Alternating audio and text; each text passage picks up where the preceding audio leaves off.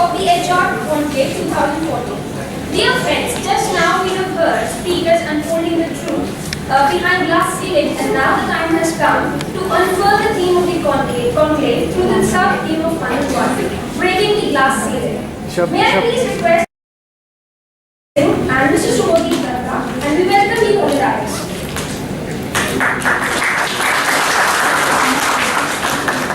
Now we request Professor Abdul Kadir to give formal welcome to Ms. Ratna Singh.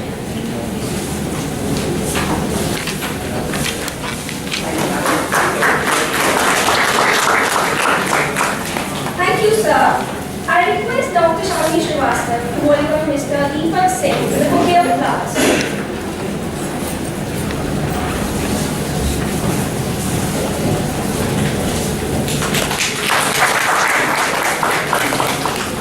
Now I request Kanchan ma'am to give formal welcome to Mr. Subodhi Karta.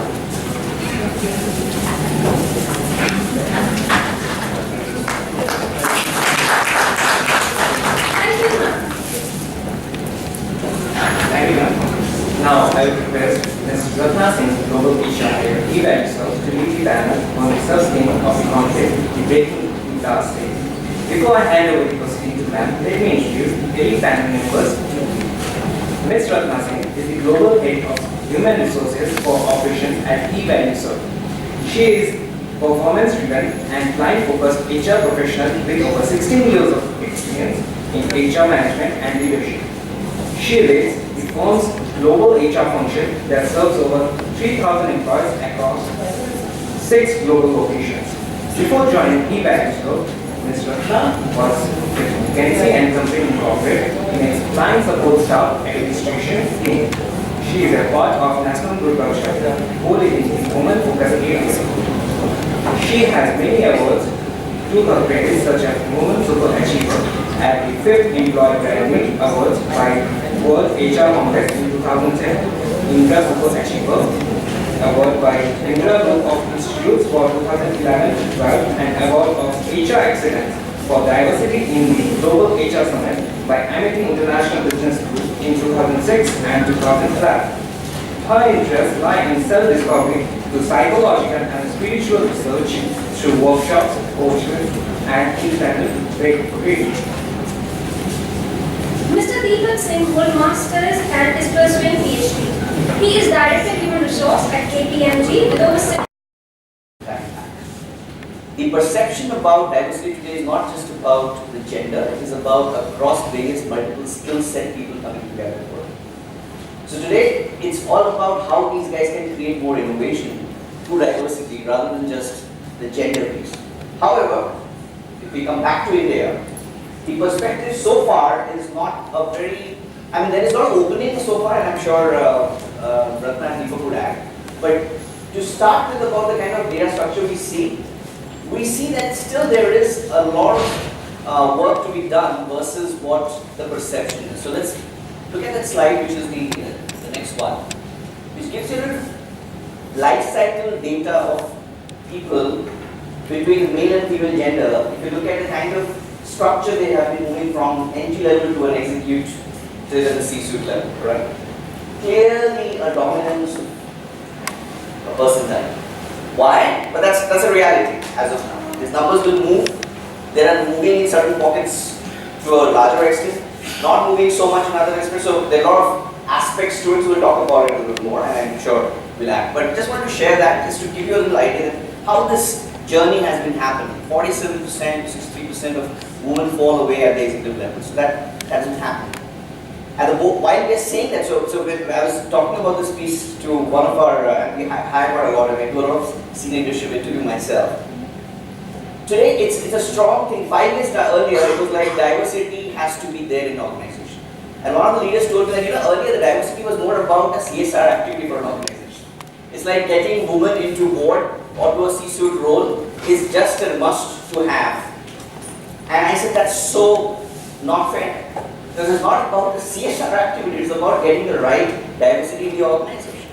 And eventually, the work which I have been doing so far with various people, I had a lot of women leadership to lead me by example. So I think I had a lot of leaders to work with who were actually women. And I had a mix of both, so I would never do a differentiation there, but there have been certain levels of aspects which I think I learned a lot from them. So I will share this as we move, and we had our experiences on the next slide. Okay, some of the attributes which are very phenomenally found, and this is something which was done by McKinsey last year, talking about 7 attributes which are making a stronger perspective of male versus the woman. Though I would never like to use the word male versus woman, but I think there are certain pieces which are very critical. One, there are people development and better accountability. Okay. Slightly more is the role models, the ethics and values and innovation. So I think Mr. Verma spoke about that aspect, that there people look at ethics. When it comes to ethics, I would always trust a woman versus a man. In terms of dealing, I mean overall, it's not that specific general comment there. Almost equal is effective communication, cohesion. So that's where both of them do it very well. But I think a distinctly something which is very stronger is the people development aspect. Okay, innovative, better accountability. So and there are reasons. So when I have met bosses around, I have wonderful women who have worked. Most of them have been Americans. There's only one I have got an example, which is an Indian.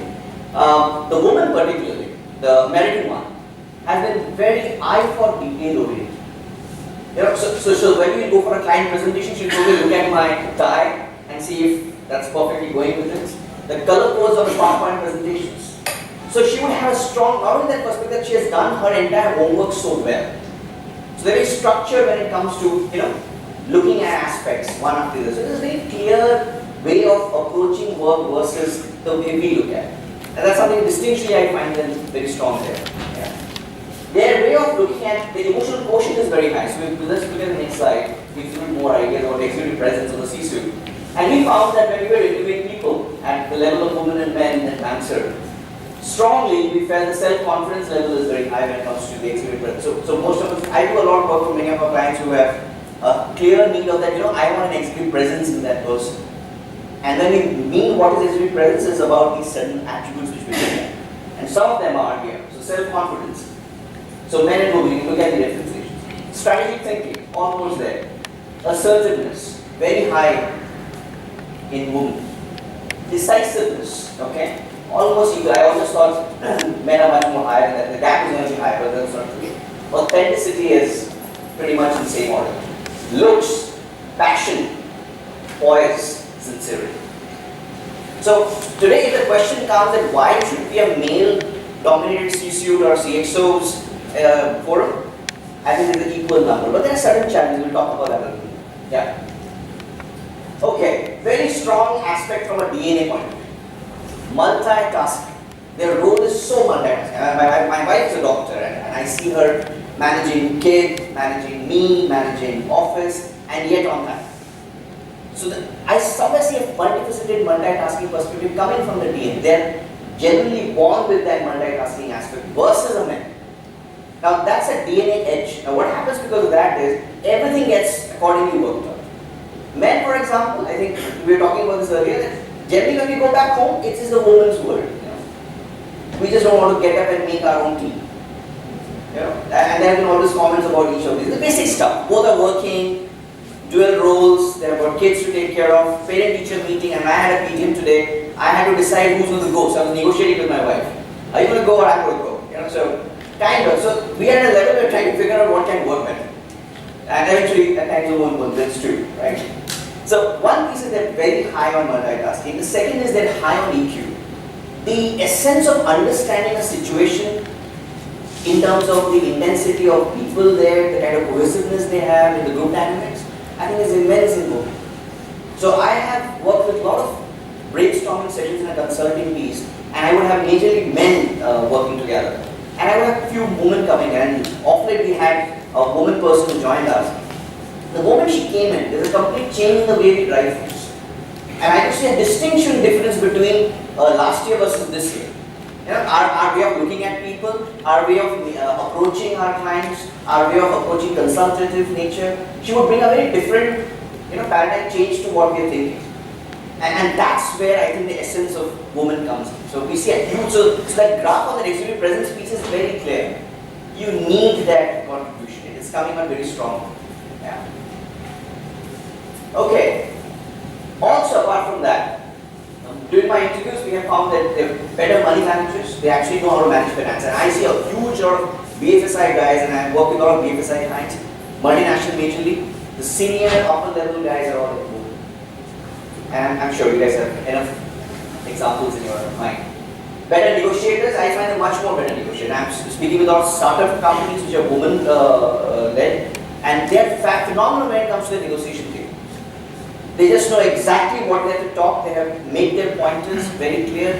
Yes, there are no casual conversations. They will sit together, talk to the point, and get away. So the negotiation becomes really, and times really harder too, because they're really pushing you to the edge. So that's very strong in them.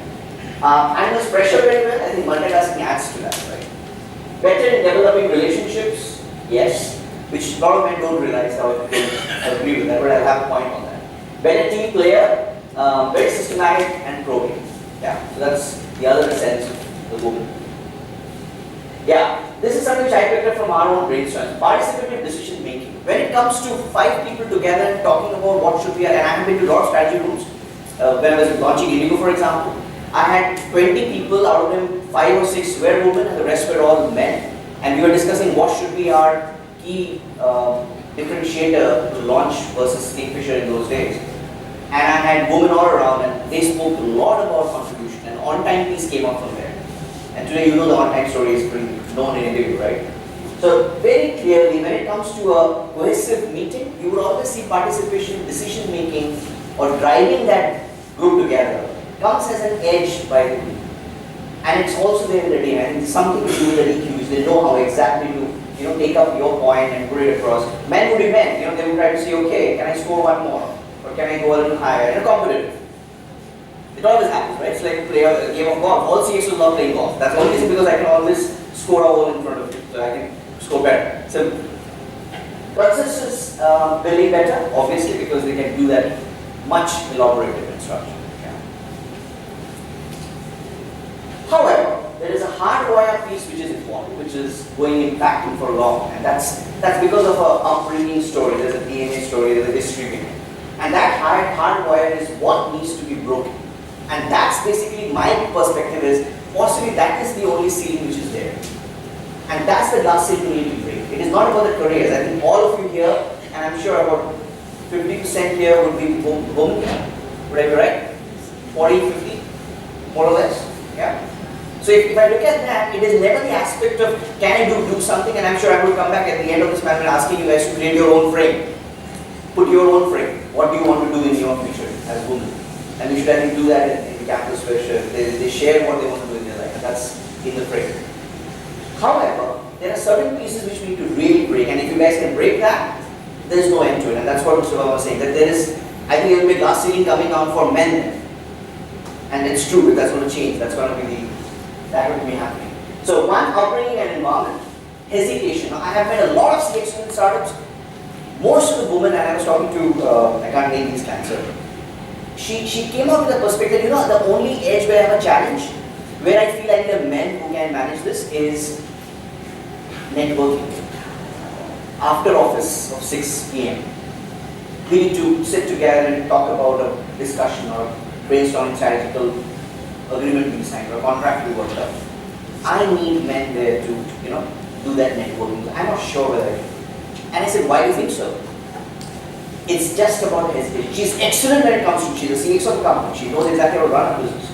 She has about 42% women working in that organization. But she's an e-commerce program business. But she has this perspective that, I'm not sure. I mean, if in a room I have about 10 people who are men and I'm the single woman there, that's fine. But I can do that in a board meeting group or in a formal forum.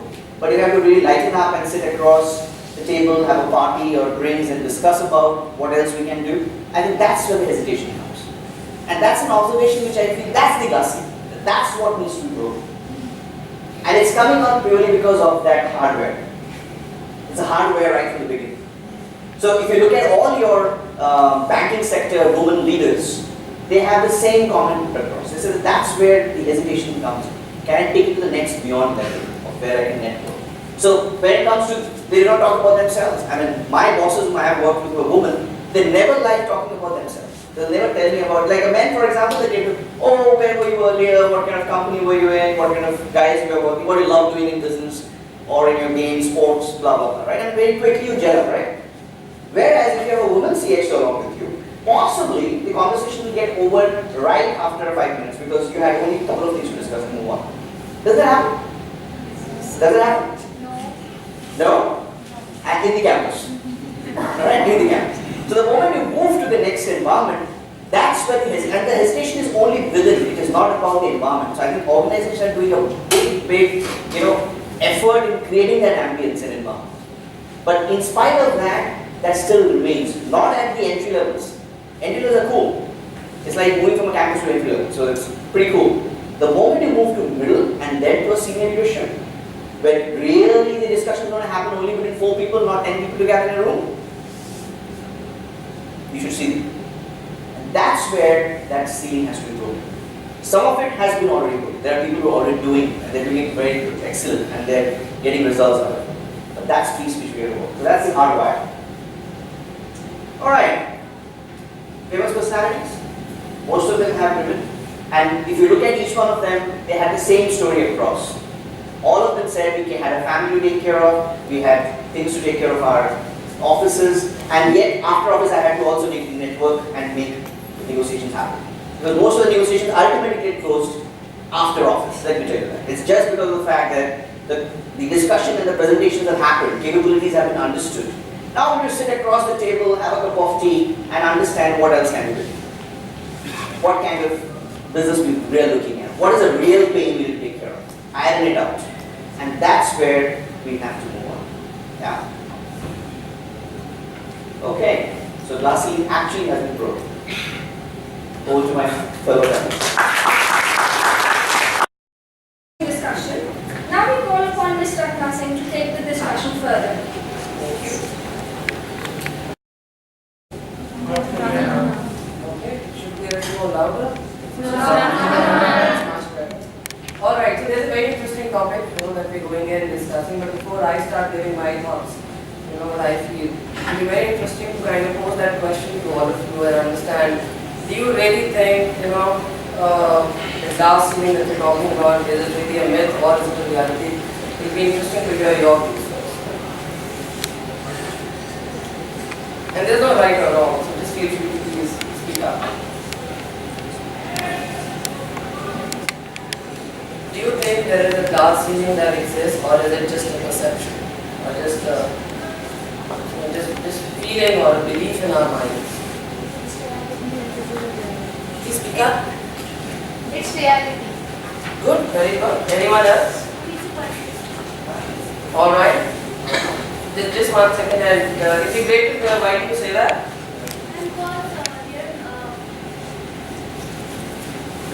We have lots of women entrepreneurs here, so looking at them, you can say that considering is a reality.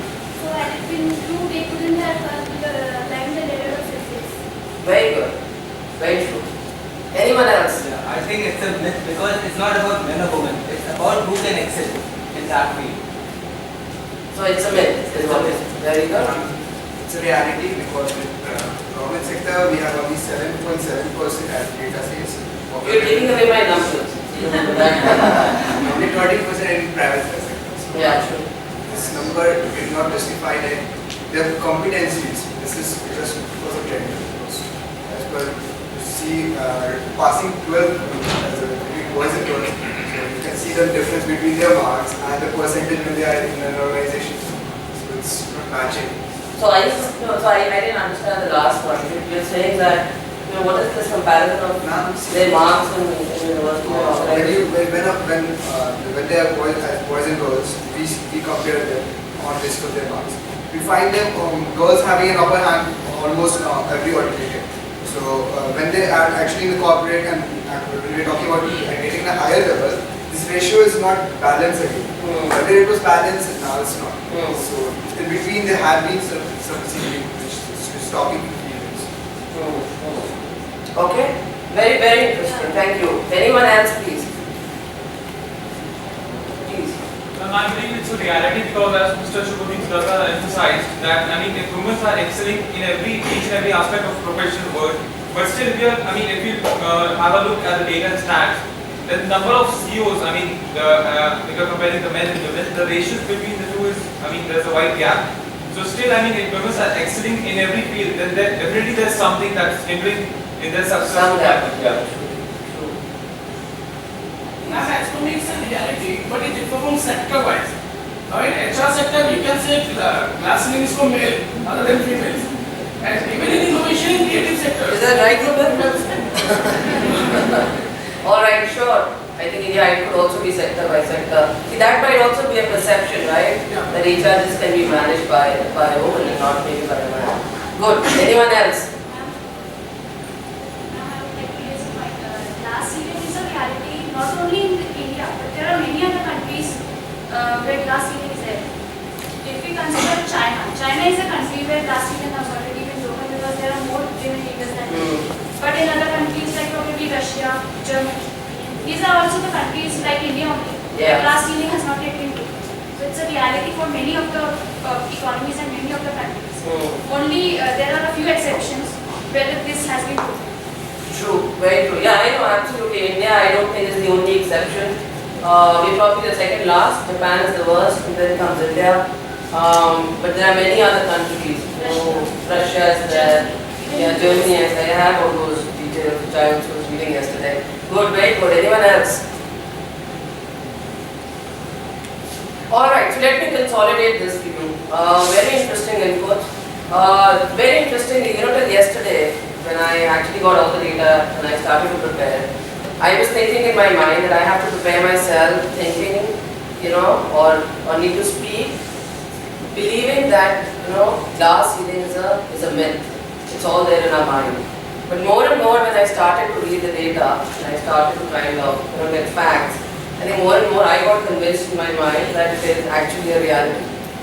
Right? And let me, very rightly said, Shubhadeep actually kind of picked the real issue, which is, our society. But let me just explain that to you more like in a sequential manner.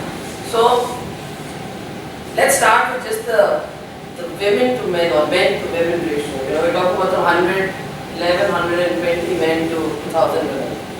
That's the first level. And to me, I think glass ceiling actually, is there in our society at stages. It is not just limited to the corporate world. So the first ceiling that actually exists, I'm sure we're all educated people coming from educated families, we haven't seen that. But in reality, the first ceiling basically starts, with the mindset where you would ideally like to have a boy child as compared to a girl child. We can correlate that with the ratio, which is 1120 to 1000 women. The second very interesting point here is, even if you have a family where there are kids and kids are both boys and girls, there is a very underlying understanding, that if I have to be given a choice, for one to study, it will always be the boy. So if you correlate that with the employable workforce also, and I'm just talking here about India, this problem persists across the world, but India is very, very prominent. And I think a large part of that is driven by the society and the culture and the patriarchal setup that we're still in, unfortunately, which is the employable workforce. So again, I was doing some numbers. It is a 67 to a 33%, employable workforce that we would have when we do a ratio for men and women. Then the third bit, which is, even if women go ahead and study, for the ones who are going ahead and studying, I think, again, in the family, it is understood that I am going to get my daughter to study so that I can find a good room. And let me correlate that with also numbers.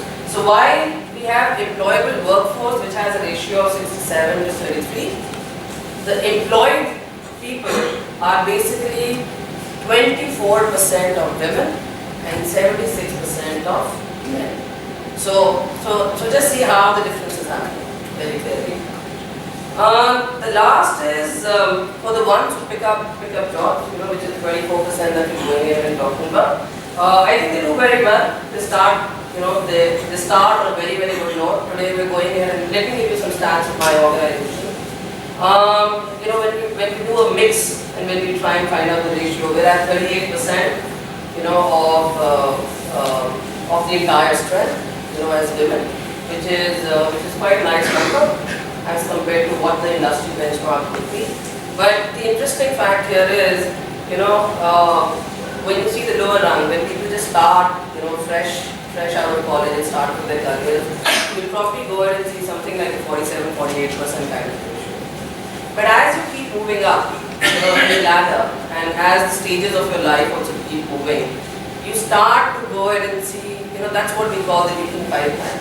That's where you start to go ahead and see the numbers dropping, right? There are preference is always given if I'm getting married, if I have to, if my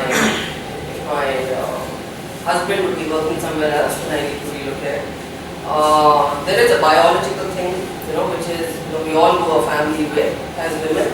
We need to take a break. And many a times what happens here is, when you take a break, sometimes that break never kind of gets back to the corporate world. And even if it gets back to the corporate world, I think many organizations are not developed so much that they are able to, retain your position or be able to kind of give you a position. It's more like force fitting.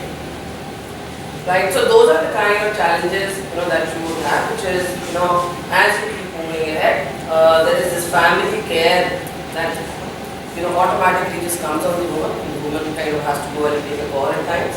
And the second is, what is the support that you go ahead and get from a professional setup, which, whether you believe it or not, I think is still miles to go. So, and I'll probably take a pause here and, I will basically, you continue. Sure. Thank you, Rama. It's quite different what I want to speak, and I'm quite surprised that in this Gen X age we're still talking human empowerment, diversity. The men in this room, can you please raise your hand? Only the men in this room. Any one of you, right? Do you still feel that the girl or the woman next to you sitting here cannot perform here? In the college, in the school, in your classroom? Any one of you? Women are looking at men. No? It's quite obvious answer is no. Because all of you have reached that stage, and I completely feel very ashamed when somebody asks me to talk about diversity. It's not about diversity now anymore. You go to college, you go to school, you go to corporate, you go to forces, you go to PSU sector, any sector you go, women are there.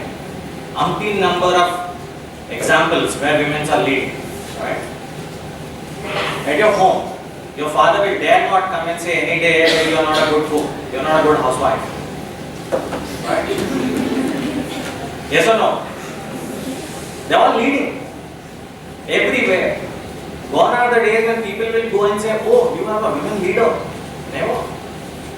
Even my grandpa wouldn't have been saying that, oh, you have a women teacher at your school. No.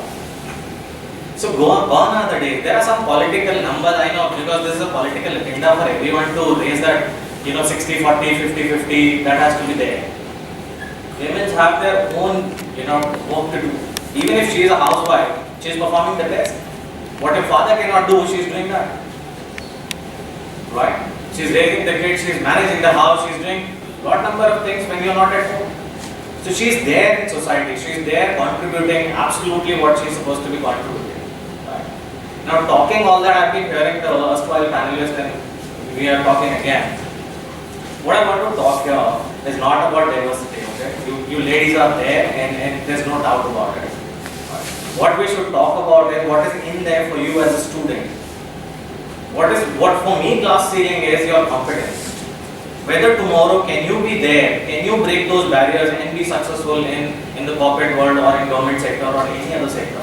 That's important. So glass ceiling is all about competence. It's not about men or women here. It's not about gender. It's all about competence. What you learn from this college, what you gain experience from your academics, and when you walk into a corporate world or any other job, how you break that ceiling, how you succeed, how you success. Right? So the moot point here, even if somebody said China and all that, what China? Any country, you take our own country, when there was a freedom fighting going on, were there not women included? There were women. Even today, you go to factories, everywhere women are doing the same. We are primarily a country where it's like a farming country. Okay, 70% of our population is farmers. You go to those farmers' house and see who are the best people, those who are working in farms. They are women. It is just that the data does not come out. The data only capture is about corporate data. Where you see, for me, my company is today 35 versus 40, maybe close to 40 versus 60 or 50 versus 35. But that's data is only corporate data. What about data which is in villages? When you do that data, you will find the reverse chart. There, women should be 70% and 30% of the males should be working, smoking and fighting and just keeping it up. Women are more working there. So that data is not available. When you see Chinese data, all the women are there working together. So the data gets captured for good business reviews and talks about. So please forget about women and men. Okay? What we should talk about is how innovative you are, how opportunistic you are. How do you take those opportunities when you walk into an organization? How innovatively you treat somebody who's there, who's competing with you, who's at your parties. That's very important today. Most of the companies, so erstwhile panelists talked about Nokia and some other organizations, Electrolux and so forth, so on and so forth, some examples why did they lose. They lose not because they were not women doing best of the class. They lost because they were less innovative. You talk about, let me give you an example. Gentleman was there who was talking about LG. Why LG mobile phones are not selling in the market what best Apples and Samsung phones are selling? Why? Because LG was not enough innovative in the market where Apple and Samsung were. So they are the market leader. It is not because the women were not so doing good in Electrolux and LG. So Apple had a lot of women's employees, those who did well in that. Therefore the organization is leading. It's not about that. It's all about how innovative you are in the market, how opportunity gainer you are in the market. Whether you are men or a woman, it doesn't care. For me, being an HR leader, I know, even for Ratna, it will not care who walks into my door, whether it's a girl or a boy.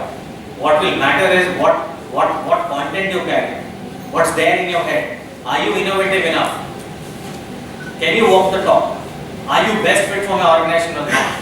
That's important. And that's it for you to learn. Do not follow political myth which talks about men and women. Nothing will happen to you. Nothing is going to raise in that sense. Even tomorrow when government says 50% reservation for women, what will happen? Who will exceed? The only women will go there, those who are most learned ones. But the ratio will never change. So let's stop talking about diversity. In foreign countries, if you talk diversity, they will actually raise up their eyes and say, hey, what are you talking? Just because we come from India. But the data is myth actually. I've been doing consulting for a while. And I know when you walk into an organization, the data will say, oh, 30% are the only women in our company. It's not because the company is saying that okay, we don't provide opportunities to girls. It is the number of people those are not available in the market. Right? So please, right? Please do not think in that scenario at all that you are a girl, you are a woman, you can't go, you can't break the ceiling. All that stuff is an absolute myth. Doesn't make sense at all. Yeah. So I had a point I thought we can discuss a little bit on that. So most of the organizations today are putting a certain percentile as their minimum requirement in leadership level for diversity of women leadership. Do you think that should be there, or we should look at it from just as you said, more about competence? And I completely agree, more about competence and potential. Why should be X percent to be there, or one lady in 3 board members? So is that something that can help to break this myth, or is it something else we should do to break this myth? Or is it a stronger belief within the corporate world that most of the CXOs who are at that level feel that they are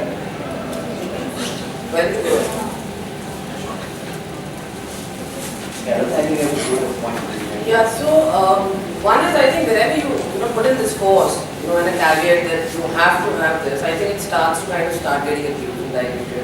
So probably that's not, at least I would not recommend that. You really honestly need to have the right people and then be able to kind of do that.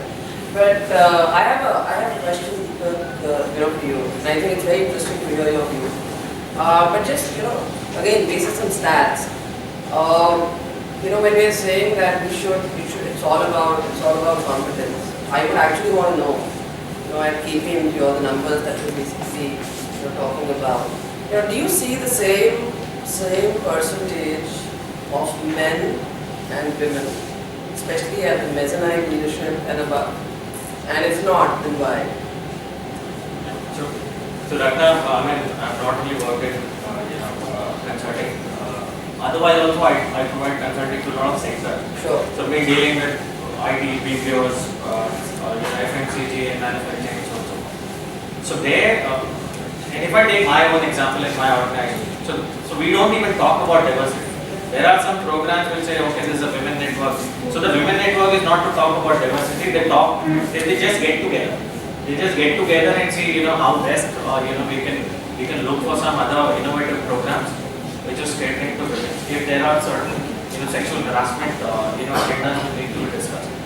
Beyond that, when you grow into the ladder, so everyone goes together. There's nothing which is stopping them. In everyone in today's world, especially in consulting or I don't know manufacturing because how relevant it is, because you deal with plants and you deal with heavy machineries. But wherever it's a corporate life, I don't think there is somebody who's going to stop anybody. And in our scenario, it's everyone going together. So maybe I can rephrase my question. I don't think we're talking about stopping. I think what we're talking about here is, what do the numbers say? So it's all available. It could be a socio, requirement very clearly that is stopping you, but not an organization, and that's what I think we're trying to bring on the table. At least that's my perspective. I don't think corporates will stop you. But to be able to kind of talk on this, I think we would substantiate that with data. See, the numbers are less, of course. The numbers are less just because the availability of that particular skill set at that level goes down. So if I have to talk today, again, the number would be not more than 30% vis-a-vis 70% of the male members there.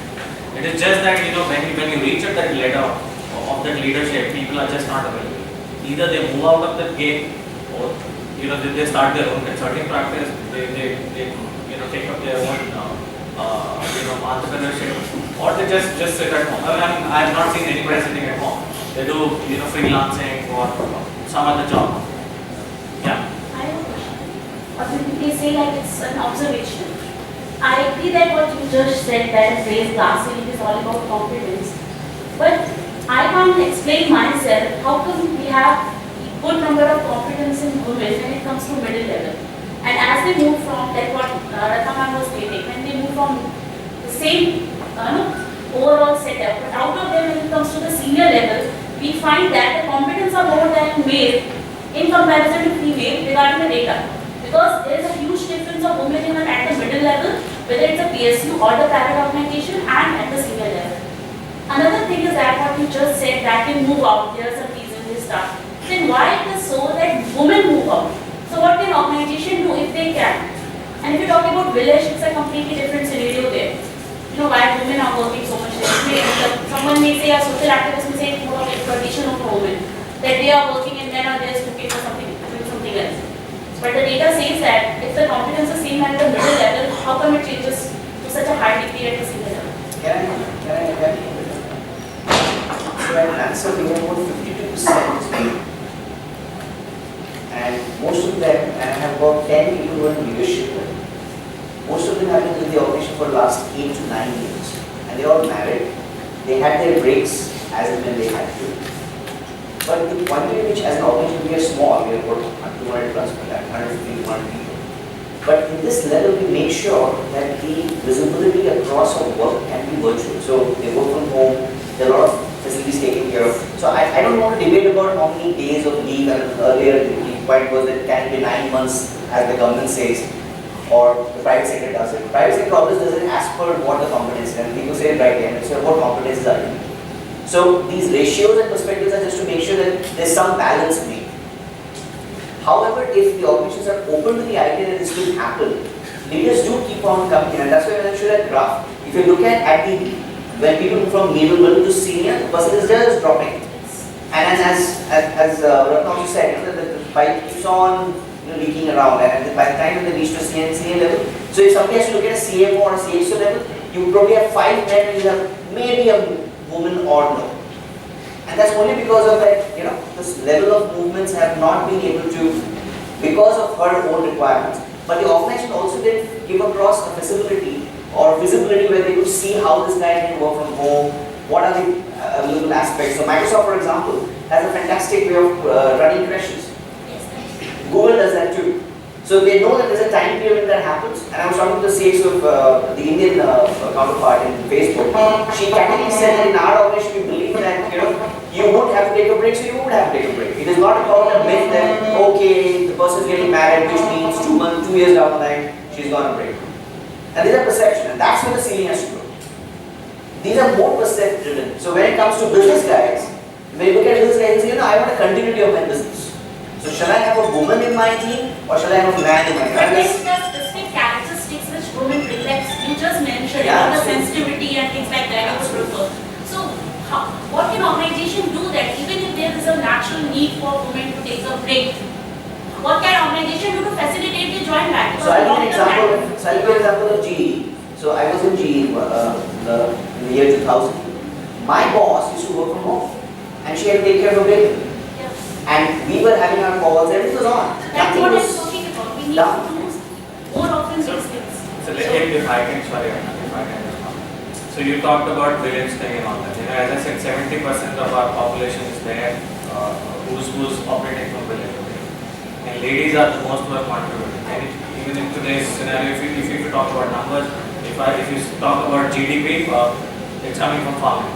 We are not so very healthy country who can still survive just on economic growth, which is driven by industrial development. Okay, we're still living on our farming sector. And there, if you see, the most contribution coming is from women. So just yesterday I was on leave and I was traveling interiors of UP. I had some personal work. And there I just reached to say about 11 o'clock at somebody's house. And then I saw nobody there. Men were there, women were not there. I said, where's your wife? He said, if you have to meet her, she's on the farm. And then, so I said, what's she doing? I said, you are here? He said, no, she got some work to do, finish it. Right? And then I said, just asking, so when does she take leave? Every day she's on the farm and what? So sometimes she goes to her, mom's place, and then that's the time when she takes leave. And so that's the level of engagement that women is doing there. Now that is something which is non-relevant for us to talk here because we all live in society which is urban society so-called, right? Nothing to do with the villages there. Now even in our society, when you said that why women are losing out when you're not there, right? It's not about the lack of opportunity which is minus in the top leadership. It is all about as Ratna said, when women have to take care of their house, their children, when they grow up, so priorities changes. Right? At that point in time, when you have certain other priorities to be taken care at home, and unfortunately we still live in patriarchal system where men will not do that compromise to be at home and take care of kids, or maybe take care of old parents or to do something else which is utmost required. There the women sacrifices. Okay, that's the scenario where we need to change. Right? That's a glass ceiling. See, I do agree. I do agree with what you are saying. Because let's be very, very practical over here. And what you are saying, I really support you. Because what a female does at home, how much support he or she is getting at home. But at the end of the day, the responsibility of a female to look for what Ratna is saying right now, that that she has to take care of the kids and all. So it's not about the competency decreases when you are at the proper level with the opportunities. But yes, sometimes you have to sacrifice, and that sacrifice is not making us feel guilty. I mean, it's a source of sacrifice that we are giving for our kids.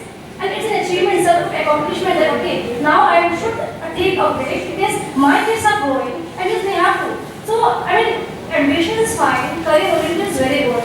But at the end of the day, what is more important is for a female is that yes, you have to look for it. Exactly, I'm saying. So that's the framework we live in today's society. If you go any other, not any other, European or an American country, where this frame is non-existent actually. Kids are there, nanny will take care and they're absolutely fine. We as a parent are quite insecure in our mind. Even today, if I want to leave my kid with nanny, I would be 10 times insecure to leave my kid with a nanny. It is my insecurity. It is my personal attachment. Our society is such that if my husband gets transferred, so I will be willing to sacrifice my job. But if I get transferred, it's very difficult because let's be realistic. It's not that easy, Either my husband will take transfer because I am being posted somewhere else. But ma'am, that's the culture. That is the glass It thing. it takes time, First of all, it's an individual level. You have to take. You can't just think about, that it's going to ekdam se ho jayega. It's going to everybody's understanding. In fact, these days we see about our spouse are also helping us in each and every aspect of life. Whether someone discusses about the PTM, so sometimes our father has to go, sometimes mother has to go. So both are able to understand. So there's some difference, we speak about the earlier generation and right now. So there are changes, and next generation maybe they are going to be more supportive. But we have to give time. We can't just break it or at the instant. See, corporates are making some efforts. I was consulting. I will not name the company because I do still do consulting for them. So some of the consulting, some of the clients ask consultants, while you're doing structuring for them, while you're creating policies and governance for them, they ask, are there any opportunity frame which you can create for women if they can work from home? Or if they can come for half a day and then just like a teaching job. Most of the women feel after my marriage and when we have kids, let me go to a teaching job because it ends at 2 o'clock. Right? When your kids are home, you are also at home, and then you can do that arrangement done. So certain areas of client where they say that can you create something for our women, whether they can work from home, a half a day kind of a policy which they will get a half pay, but they can come at 9 o'clock, go at 1 o'clock or 2 o'clock. So certain efforts are being done there, but unless you break that frame of society, this will not happen. And that frame of society is so rigid in our mind that women are always being thoughtfully thought that okay, she is the best homemaker. So the switch between the men and the women will not happen so very soon. Unless women say, okay, we are not the best homemaker, you try and cook today. So that will take very long time.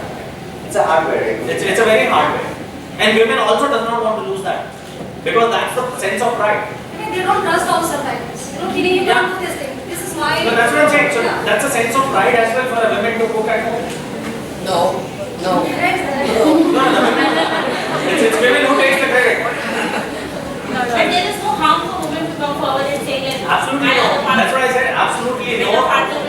That's what I opened the talk with saying opportunity. There is no dearth of opportunity at all. It is just that either circumstances or lack of competence. Either ways, men or women, right? Or in an unfortunate frame in society where we live in, where we are quite insecure about the people, those who are at home, our kids, our parents, our old age family members, where women has to sacrifice for time, not the men. So that frame is absolutely debatable. Yes, one should do something to talk about. But when we talk about diversity in today's world, that lack of opportunity for women, I completely shut my eyes and ears saying that okay, that's not existent anymore. That's quite practical. Anybody in this room, if somebody can stand and say, I have been denied of opportunity, I can just walk from this room out. But that's not there. So what we should talk about, and especially to the younger lot who are just making their careers to start with in the next 1 or 2 years, let's just talk about you should just spearhead, look straight, rather getting into diversity, just look for honing your skills. What best you can learn today, so that it can be utilized tomorrow in any corporate, in any other job. Even if you're not doing job, if you're managing a house or you're managing a family-run business, still it would require. So that's something you should you should ask them to think about. Talking about just women diversity is gone are the days now. We're talking about Gen Next. You have pilots, you have women's enforcers everywhere. You talk where women are not there. Tell me one profession where women are not there. It will be very, very, very handpicked. And that would be only reason where, it's a muscular power where it is required by women will not be there. Otherwise, you see women are everywhere. Not even one single job you tell me. Engineering, medical, manufacturing, consulting, government sector, PSU, politics. Everywhere. They are the first one to raise the jhanda lagу karo. Sir, it's not about the women's are there, it's about the number of women's are there. So who's stopping those number of women to come forward? So but I think, sorry, and maybe I disagree with your perspective. I think we're going here and saying opportunities exist. I think it is the frame, it is the society that you're living in which is bringing those numbers down. And I think that's the glass ceiling. That we're talking about. But that's exactly it's like more of a frame. It's nothing to do going forward. So, Radha, what kind of options do you see for the corporate ladder of time, shift from middle to senior and leaders? Where do you see as organizations can do certain things to make sure that it keeps on moving that? Because the curve of violet kept on coming down. How that can change? So I think there are a couple of things that you can go ahead and do both at a home, at a personal front as well as at a professional front. I think organizations, there's some excellent organizations like Google and all, So for example, when folks go and women go on maternity leave, it's a very interesting thing. They actually hold the position for the individual for the next 1 year, which is very good because I think this is one of the major things which actually pushes a woman employed to actually not come back. Somewhere you go ahead and get lost in that entire race. So not only does it hurt your ego, but I don't think that will also kind of stands. And I think there is a lot of flexibility that organizations are going ahead and providing. So that's happening. And I think over a period of time we're going ahead and seeing some changes also. Numbers are increasing, but I don't think it'll ever be 50-50 at least for the next couple of years. Because you're starting only from a very poor base. That's the whole problem. The second is I think there is a lot of, there is a little bit of change that is happening at the home front also. It'll be interesting and it'll be very good to hear when we stop saying, that I get a lot of support from my husband. I think it is for my family. If there are 20 things that need to be done, then 10 need to be done by me, 10 need to be done by you. It's as simple as that. And when you start to get into that kind of a mindset, and tomorrow hopefully, we're also reaching and we're also hearing these cases, where typically we go ahead and see, use the word homemaker for women, but actually more and more prominently, at least for short periods, you're starting to go ahead and see a lot of house husbands also. We have 2 or 3 cases. I see a smile on some people's faces. So, it does come as a surprise at this point of time. But I think the mindset is changing. This is not an overnight change. We are coming from a society which is very deep rooted with some certain beliefs and thoughts. And I think it's going to take a lot of time. Like we need to kind of do that to be converted.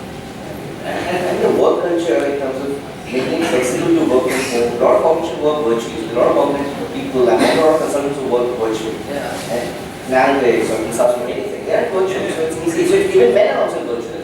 No. So as I said, corporates are making efforts, to retain women employees. And they make best. In my own organization where they have set up the thing, as Ratna mentioned, we also have a sabbatical kind of thing. You take post your quota given by government, you take leave for 6, 7, 8 months and then you come back. So we hold that position as well.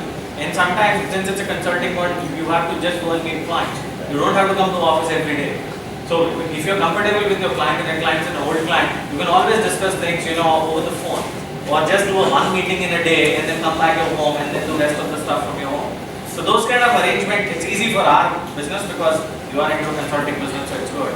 But it becomes a little difficult in a manufacturing setup where there's a line, where it's like production is doing every day. So there, people are coming up with some other innovative ideas. They have crushers, they have day boarding facilities, so and so forth. So that's there. Yeah.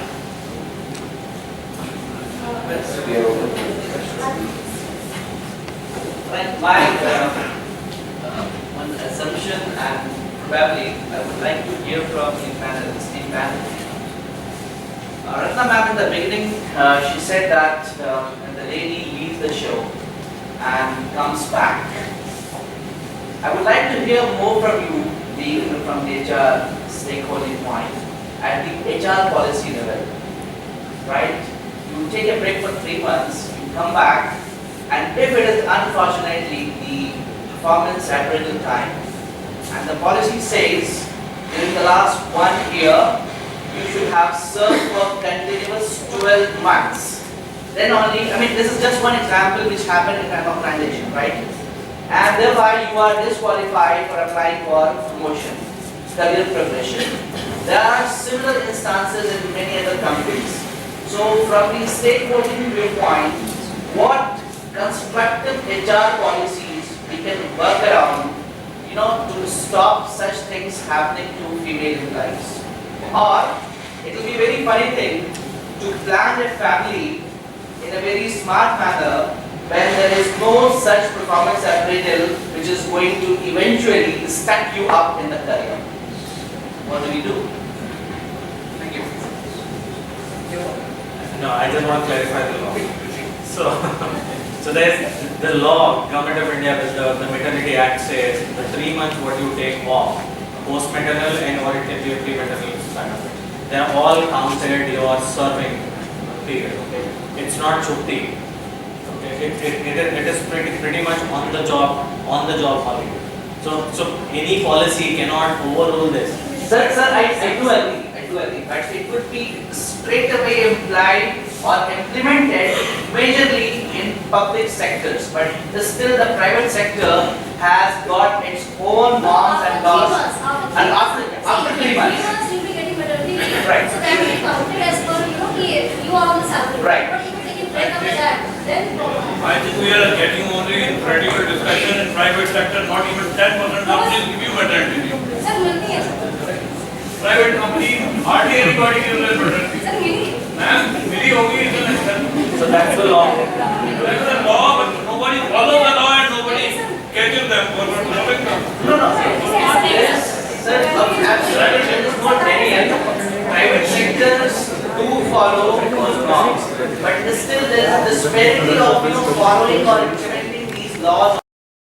There could be many more other things that could be done from the HR policy level. Let me take a quick crack at this. So I think we need to be practical, right? Because we are to go for some 6-7 months. Your peers and all are going to move ahead. 6 months in today's world is a lot of time. So one is that practical aspect. I think second is, when you're talking about that, will I be looked at for promotion and so on and so forth, I think these are very broad things, and yes, you will go ahead and do it because one is generally, I think every organization, at least the ones that I have worked with and I have gone and seen, I think they see it with a, as we go ahead and say, if there is a benefit of the doubt you have to give, let's go ahead and give that. But is it hard coded in some policy? Probably not. So that's one thing. But I think the other important point, which I said earlier also, we need to be practical as well. We are taking a break. We are taking time off from the organization. You can very well decide you don't want to have children, right? But if you are and you are away from the organization, I think it would be very unfair to put that point to the organization saying that, how are you compensating me for that time? So that's the way I look at it. Being a woman also. Questions?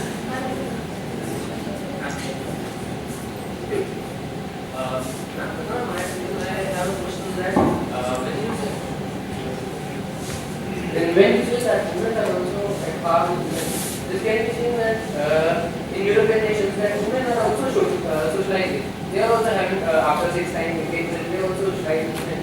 But then again, why there is very less percentage of women, those who are in very top positions in those nations also, which are so-called developed nations. Then also we see that most men also have the top positions and they are the ones who are at the most of the middle levels also. So your point here is it's just not limited to India, but it's abroad as well, is what you say. Oh, absolutely. So I think this frame exists everywhere in the world. Again, and I think the frame that we're talking about is the society that we live in, where typically a man is seen as the bread earner and a woman is seen as a homemaker, and that's how where the deviations and so on things basically go ahead and start. So I think it's prevalent everywhere. It's probably the poorest here in India. So Japan is the worst, and then comes India. So that's the way I look at it. But it's prevalent everywhere. Instead of women taking taking part in all the physical works like men do and all doing activities like what men do, we chose like democracy, and taking part in every phase of the life, in every industry, in every sector. Still then become like that. Yeah, because see, I mean, I would not like to personally believe, but your numbers don't speak that. So if you go ahead and see the numbers, I mean, what is 24% or 76% at the end of the day, right? So that is the point that we need to basically think about, and I think that stems from the way our societies are just going ahead and evolving further. I challenge anyone if in this room, if anyone could name 4 or 5 corporate women chefs who are there. Nobody would. And even anyone that women have no restrictions, they can come and anytime. And this hesitation, my dear friend, is not because of the woman's specific thought process. It's a lot about the environment she has been brought up and everything. That's core feeling issue we're talking about. So corporate has no problem in getting people to numbers. Yesterday, for example, I was talking about the maternity piece. The IBM has started a campaign called Get Them Back. It's a campaign where they're getting all their women leaders who took their leave here, and their campaign now is Get Them Back. So similarly, what we have seen is that the maternity leaves that is given to men. Right. So there we see there in organizations. It's there in our organizations, it's there in ours. In an overall picture for this problem, can fixing a quota or reservation can it help? I would strongly say Should we all give competence? I think you need to provide a lot of flexibility. There is a cultural shift that needs to happen, but I think let it be based on merit, because I think if it doesn't happen, then the divide is going to broaden up. You know, the interesting thing, Chanda Kochar from ICICI, I was meeting her in one of the conferences, and she was saying that for women, for me, it is all about competency, and that's what Nico was also talking about.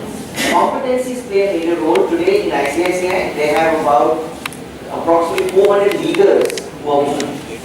But that is only because of their competency, not being the gender diversity. So that is very clear in their mind. So they hire people to say, as Rama said, when you are competing with each other, we are not going to look at it as a gender, practically. It's not a competency you can say. So quota systems won't work. Again, there is another glass ceiling will put across there. You know, tomorrow after some time, a year down the line, we'll discuss this again and catch up, you break this, this quota system on a ceiling perception. I'm sure. Of ceiling that they are being exploited, because if you're talking about the data about the rural India, only 20% of the women have their accounts in banks right now. So can we easily justify the statement that if women are working in the farms and men are sitting at home, then they don't have any kind of ceilings over there? Yeah, sure. Actually, it's different between innovation and opportunity. Women working there, contribution towards the society, one cannot deny. Right? That's my core point.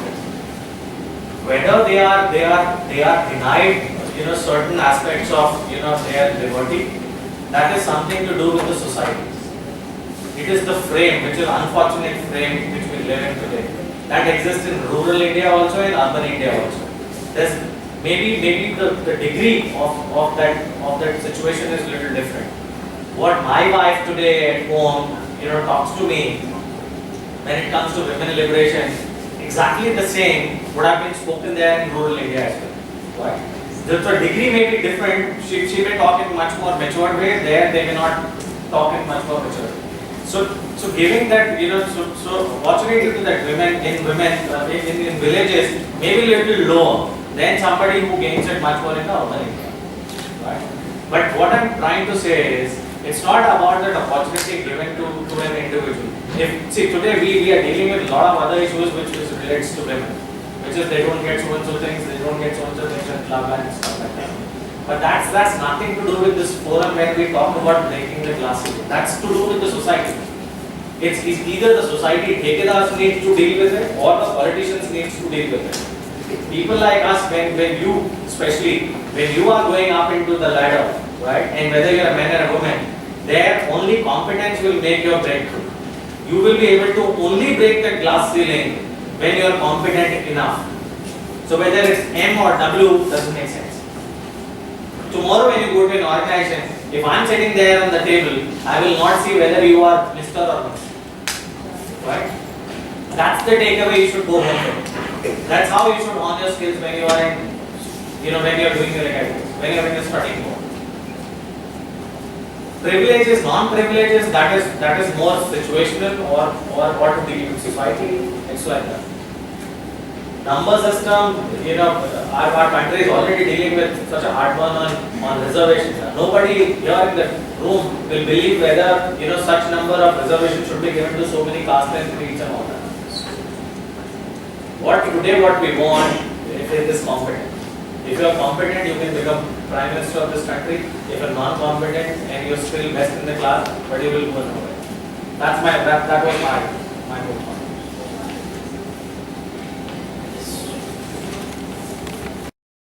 Celebrations. May I now request Dr. Shalini Srivastava, Faculty HROB, Chairperson Research and Publications, to propose vote of thanks to the esteemed panel members.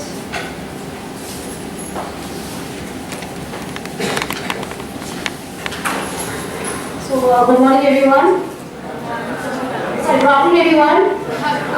My grateful thanks to the esteemed panelists for this enriching discussion. In fact, it was a very vibrant one. I would just share my thanks to Ms. Ratna Singh for explaining about the different stages of glass ceiling in our society and how it starts and the reasons for dropping the percentage, where it, especially for the females when it comes to just going to the ladder. Mr. Datta spoke about the reasons for percentage of fall at executive levels, and he really explained beautifully about the seven attributes and the executive presence that a female does have, but for some reasons she is not able to be where she is supposed to. Mr. Deepak Singh rightly operated and stressed upon that this is not about the gender, but it is about the competence. And this I would just stress and would like to just bring when I was going through certain readings, and it was an expert that speaks about after conquering Mount Everest on 29th May 1953, Edmund Hillary, the famous mountaineer, explained, and it was asked, how he felt. So what he said it's not the mountain that you conquer, it's your own self-belief. So whether you are male or female, if you have the confidence, you are going to excel. Thank you everyone, and thanks all the parents over here.